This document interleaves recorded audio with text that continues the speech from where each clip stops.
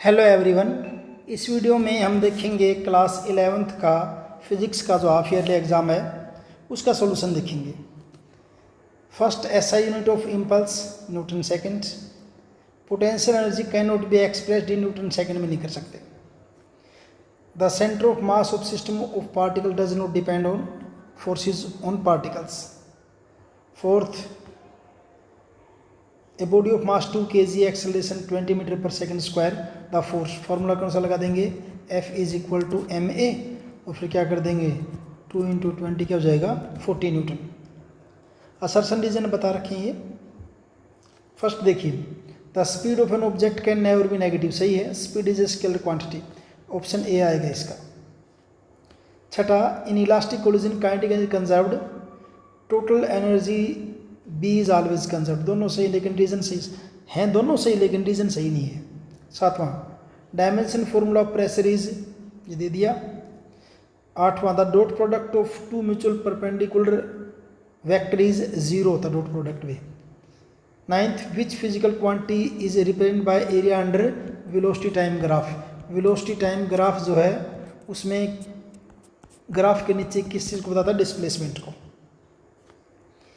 10वें में significant figure कितने हैं? 3 है इसमें सिग्निफिकेंट फिगर कितने हैं? 4 है। नेक्स्ट आपका define torque, right its relation with angular acceleration. Torque is the rotational equivalent of linear force. It is a measure of force that can cause an object to rotate about an axis. Relation क्या? Torque is equal to I alpha. I क्या? Moment of inertia and alpha क्या? आपका angular acceleration. 12th में दे रखा है आपका ए की value बतानी है आपने, कांस्टेंट किसकी? ए दे रखा है, बी दे रखा है और ये कह दिया कि दोनों वेक्टर आपस में क्या है? परपेंडिकुलर हैं, यानी ए और बी आपस में क्या है? परपेंडिकुलर हैं। अगर दो वेक्टर परपेंडिकुलर हैं तो उनका डॉट प्रोडक्ट क्या होता है? 0 होता है। तो डॉट प्रोडक्ट का फॉर्मूला क्या होता है आपका? a1 a2 b1 b2 और c1 c2। ये निकालेंगे हमें डॉट प्रोडक्ट हो जाएगा। देखिए ये a1 है, ये a2 है, b1 b2 c1 and c2। तो यहाँ देखिए 2 × 4 a × -3 सोल्व करेंगे, 2 चौके 8 -3a और 1 9 -3a और डॉट प्रोडक्ट जो आपके परपेंडिकुलर वेक्टर है किसके इक्वल होता है? आपका 0 के इक्वल होता है, यानी कि -3a = -9 और a = क्या जाए आपका 3। ये आपका दे रखा है, खूब अच्छे से कर रखा होगा मेरे ख्याल से। Derive equation s is equal to ut + ½ at²। ये आपने वीटी ग्राफ खींच रखा है, यहाँ तक की इनिशियल वेलोसिटी u है, ये आपकी फाइनल वेलोसिटी क्या आपकी v है। तो कर दिया एरिया ऑफ ट्रेपीजियम। ट्रेपीजियम का एरिया क्या? तो 1/2 सम ऑफ पैरेलल साइड का sum into perpendicular distance between them. तो ओ ए यहाँ पे आपका u है, ओ बी आपका क्या है? v है और ओ सी आपका क्या है? आपका t है। ये रखा, फिर v is equal to u + at होता है। तो यहाँ फिर क्या कर देंगे? इस v की जगह क्या लिख देंगे? u + at यहाँ लिख दिया। ये क्या है? 1/2 2ut + at² और कैलकुलेट करेंगे तो s is equal to ut + ½ at²। What is uniform motion? Uniform motion is the motion of an object traveling at a constant speed along a circular path. Angular momentum L is the rotational equivalent to linear momentum. L is equal to r cross p और L is equal to r into mv कह सकते हैं momentum को। और इसके unit निकालेंगे तो देखिए r की क्या हो जाएगी? मीटर है, इसकी किलोग्राम है, इसकी मीटर पर सेकंड। तो क्या बन जाएगा आपकी? ये किलोग्राम मीटर स्क्वायर पर सेकंड या जूल सेकंड भी कह सकते हैं।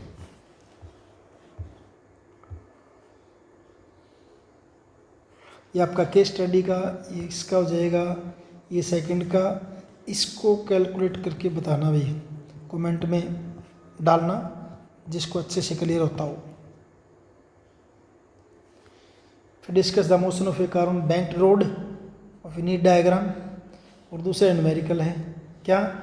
Right various rules for calculating significant figure के लिए रूल क्या है?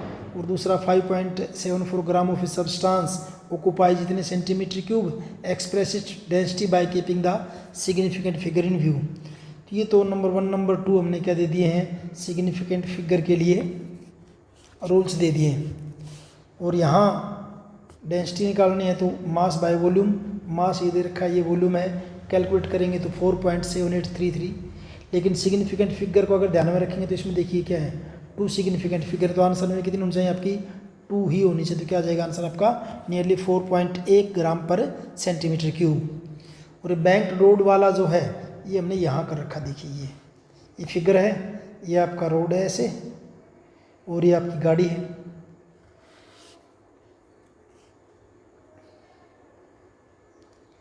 चाहो तो आप इसको नोट कर सकते हो, इजी सा बना रखा है, छोटा करके ना। यहाँ आपका एन कोस थीटा जो है किस किस से बैलेंस हो रहा है, एम जी से और एफ साइन थीटा से, एम जी से और एफ साइन थीटा से। और उधर से आपके एफ कोस थीटा और एन साइन थीटा को बैलेंस कौन कर रहा है, m v square upon r, ये रहेगा। फिर 1 और 2 को डिवाइड कर दिया, यहाँ पे डिवाइड कर दिया, एम से एम कैंसिल हो गया यहाँ पे, और ये बच जाएगा यहाँ पे। फिर उसके बाद ऊपर से एन, नीचे से एन कॉमन ले लिया, दोनों काट दिया, और फिर नेक्स्ट स्टेप में डिवाइड कर दिया न्यूमरेटर और डिनोमिनेटर को कोस थीटा से, इनको कोस से डिवाइड कर दिया। कोस से डिवाइड करने के बाद ये पोजीशन और आपकी आ जाएगी आपकी सेफ वेलोसिटी। इससे ज़्यादा वेलोसिटी करते ही जब म्यू आपका 0 मान लें, हालांकि पॉसिबल नहीं है, तो 0 मान लें तो ये आपकी हो जाएगी सेफ वेलोसिटी हो जाएगी। उसके बाद नेक्स्ट आपका सीधा सीधा डायरेक्ट क्वेश्चन है, ये भी सीधा एक क्वेश्चन आप इसको कर सकते हो, इम्पोर्टेंट है, हर बार आता है, इसमें से हर बार आएगा एग्ज़ाम में, चाहे हाफ ईयरली हो, चाहे आपका प्री बोर्ड हो, चाहे फाइनल एग्ज़ाम हो, ये क्वेश्चन हर बार आना है इसको। एक तो ये क्वेश्चन इम्पोर्टेंट है, हमेशा के लिए याद कर लें इसको, ठीक है। और दूसरा आपका ये वाला भी वेरी वेरी इंपॉर्टेंट है, कोई भी एग्ज़ाम हो चाहे, इम्पोर्टेंट क्वेश्चन ये। और फिर ये तो डायरेक्ट डेफिनेशंस वगैरह आपको याद होनी चाहिए। ये 3 इक्वेशन ऑफ मोशन में से एक दे रखी है, आपको तीनों इक्वेशन ऑफ मोशन आनी ही चाहिए। फिर आपको डॉट प्रोडक्ट और क्रॉस प्रोडक्ट से रिलेटेड न्यूमेरिकल निकाल के ज़रूर देखने चाहिए, डॉट प्रोडक्ट के और क्रॉस प्रोडक्ट के। तो यहाँ फिलहाल ये आएगा ही आएगा, सिग्निफिकेंट फिगर आपसे पूछेगा ही पूछेगा, इसके अंदर कितने हैं, कोई ना कोई एक फाइनल एग्जाम में आपका डायमेंशन फार्मूला आएगा ही आएगा, हमेशा कभी भी एग्जाम हो जाएगी चाहे।